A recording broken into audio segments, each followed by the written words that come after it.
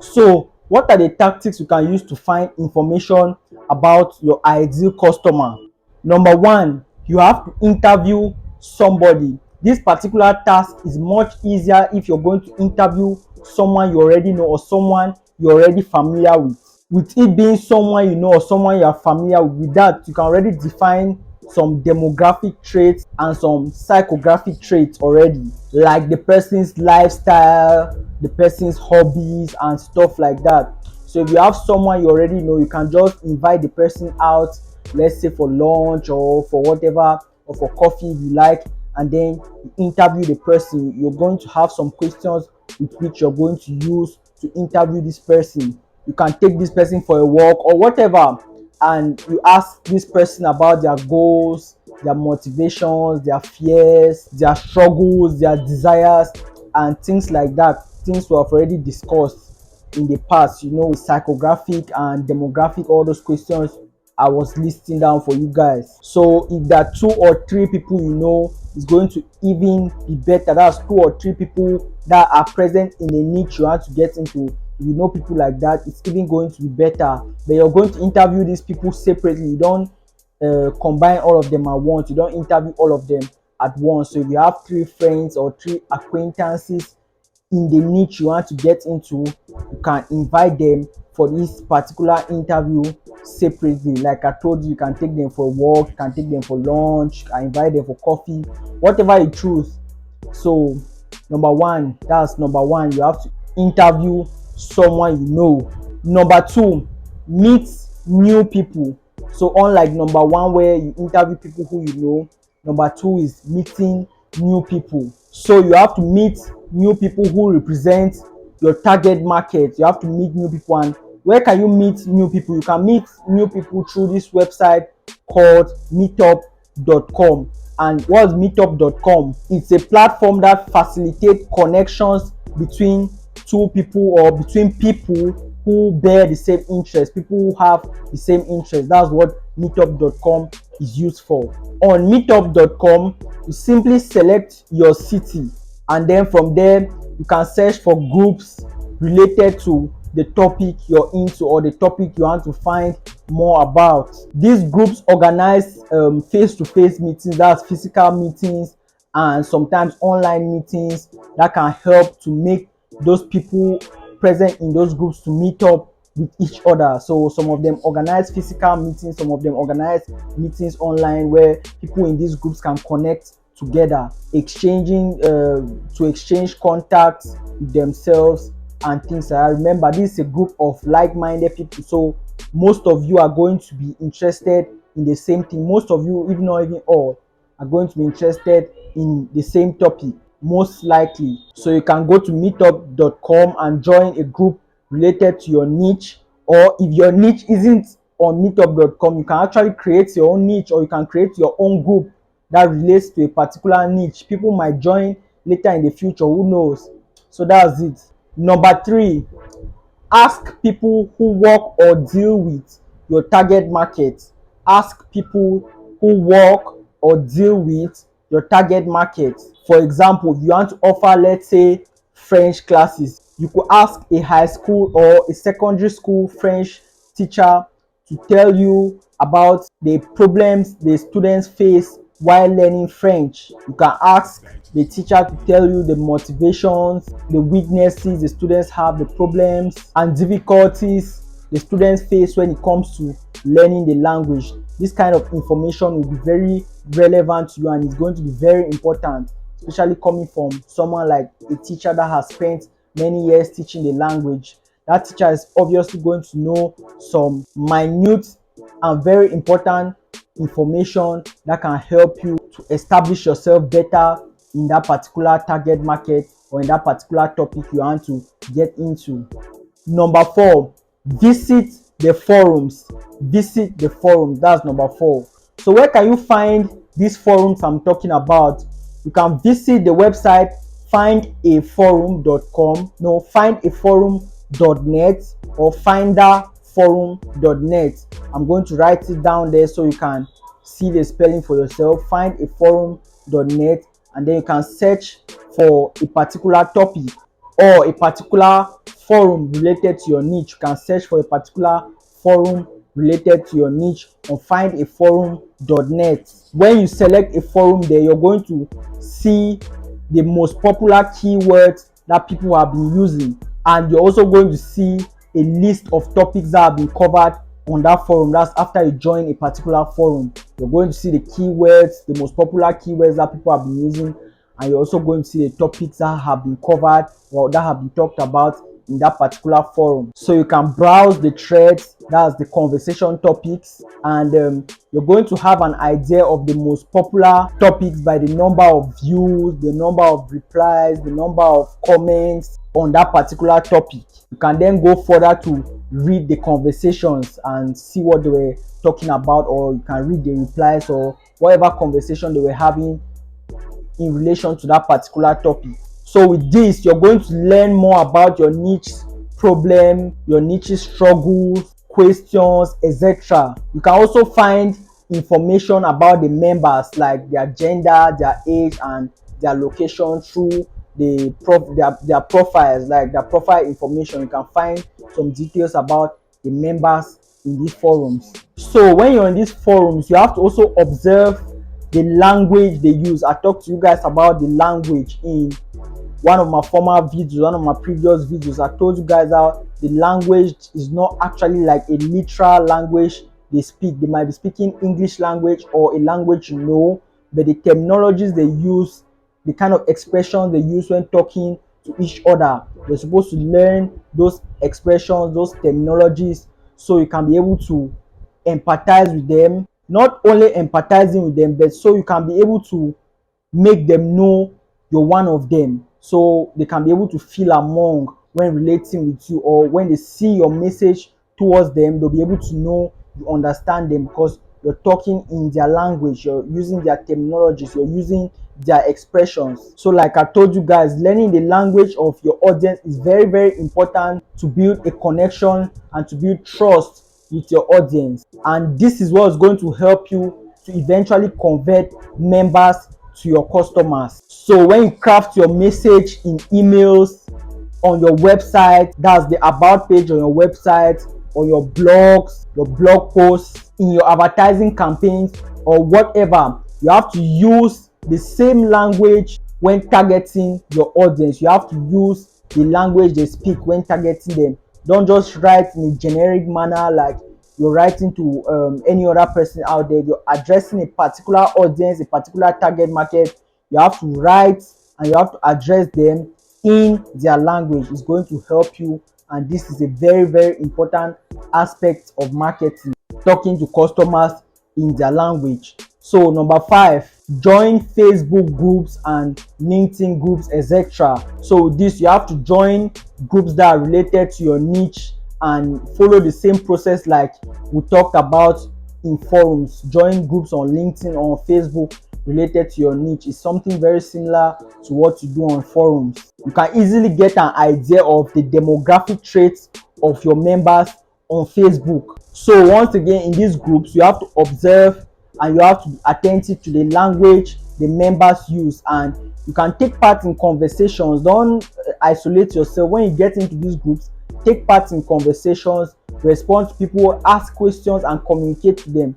By doing so, you're going to easily learn their language, as a communication pattern, and you're going to gain knowledge as well. So be active in these groups and take part in these groups like an actual member. That's very important. Number 6, find popular blogs in your niche. So with this, you have to find influential blogs in your niche. You have to search for the most popular posts out there that relate to your niche. So with this, you're going to get an idea of what topics are popular in your niche, and then you can read the comments left by the readers to gain more detail. Again and again, you have to note the language and the pattern of communication used by the readers. That's people who have dropped comments, and even the post itself, the topic and the blog post itself. You're supposed to note the communication pattern, and then you're also supposed to note the communication pattern left by the readers, the people who dropped their comments on the post. and you're also supposed to find their difficulties, read and find their difficulties, their struggles, and the concerns they expressed in their comments. You're supposed to take note and be attentive to all these things. Number 7, use surveys to ask questions. Use surveys to ask questions. So even if you don't have an existing audience already, you can use surveys to ask questions to people in your niche depending on the context. The surveys you put out there should be very short so as not to scare people. You know, people don't like to waste a lot of time answering questions, random questions for that matter. So from random people for that matter. So your survey questions are supposed to be short, and you're supposed to think about the most important information you want to get from the audience. So you're going to use these important questions to make your survey, and make sure the survey is not long. The survey should be short and straight to the point. So if your target audience members are, let's say, students, you could ask a teacher to help you distribute the surveys to the students in class. This method is kind of difficult and it doesn't always work, except let's say you have a good relationship with the teacher in question, or except the teacher is an understanding teacher. Is a little bit difficult. Well, it depends on what part of the world you are in.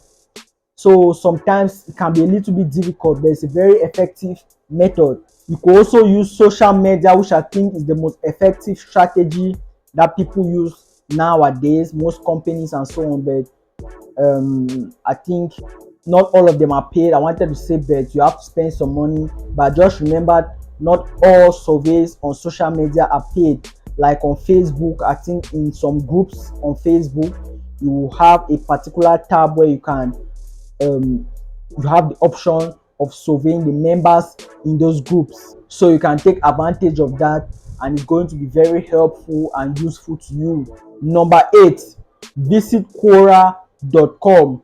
Visit Quora.com. Most of you all might know Quora. For those of you who don't know what Quora is a website where anybody can ask a question, and people, experts, or anybody who has an answer to that question can come and give you a response. So you can go and ask a question on Quora, and anybody out there or anybody in Quora who has the answer to your question can come and respond. Most of the time it's experts on those particular fields. Some other times it's just random people who have the information. So you're going to know if the question is popular on Quora by looking at the upvotes. This tells you that several people were interested in knowing the answer to that particular question. So like I said, you can also ask questions on Quora. So you go to Quora and ask questions related to your niche, and you're going to see other people that have asked similar questions, and you can read the responses to those questions. So that's how you can make use of Quora.com.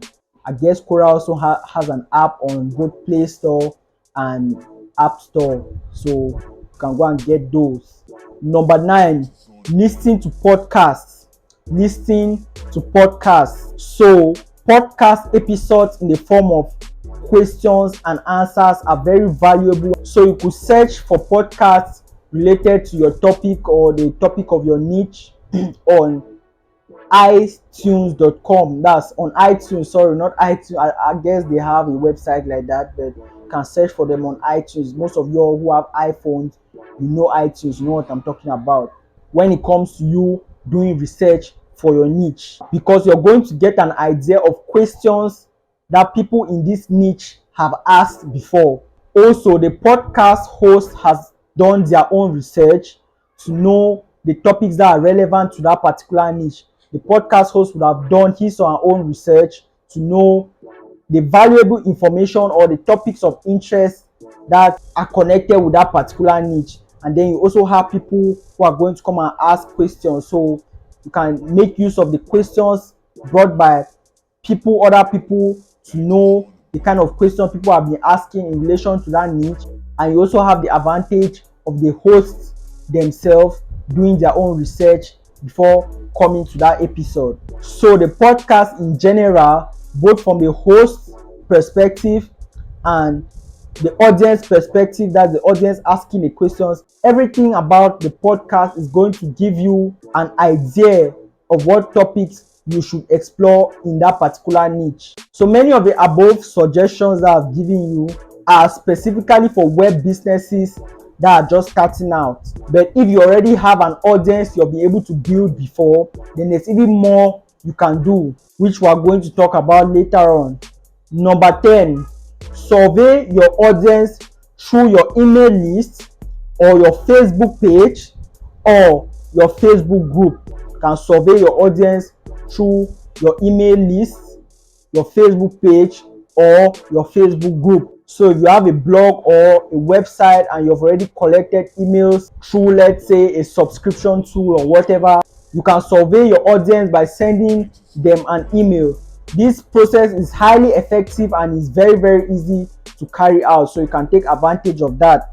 You could also ask questions in the thank you email that's automatically sent to new customers that subscribe to your email list. You can use that thank you message to sneak in some questions. This way you can consistently and easily get current information about your subscribers or about your audience situation, their current situation.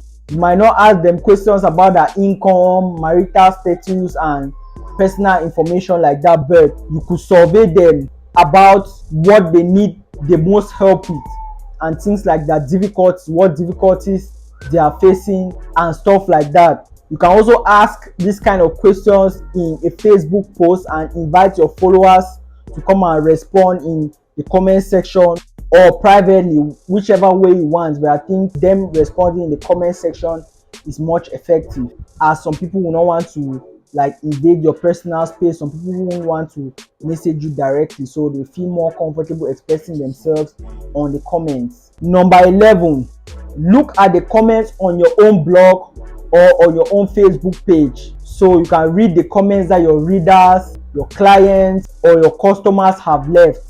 Look for attitudes, look for patterns, look for reactions, etc. Just look for commonalities in general. Look for things and some kind of comments that repeat themselves, not exactly repeating themselves, but just find the general idea of what your readers or what your subscribers are trying to communicate to you. Like I said, look for commonalities. Number 12 and the last, look at the data on Facebook Insights or Google Analytics. So with this, when you create a Facebook page, you have access to data regarding your page visitors. That's when you create a Facebook business page. You have access to data like basic demographic, age, gender, origin. This data is available through the Insights tab. You can also see which post has the most engagement, and moreover, if you have a website, you can also make use of this kind of feature. Once you have a website, you can create an account with Google Analytics. That's google.com/analytics. It's a free tool that gives you data about the origin and other demographics of your visitors. That's the visitors to your website and the sources of traffic. So guys, I'm going to end here with this video. Remember to like the video and subscribe to the channel. See you guys later.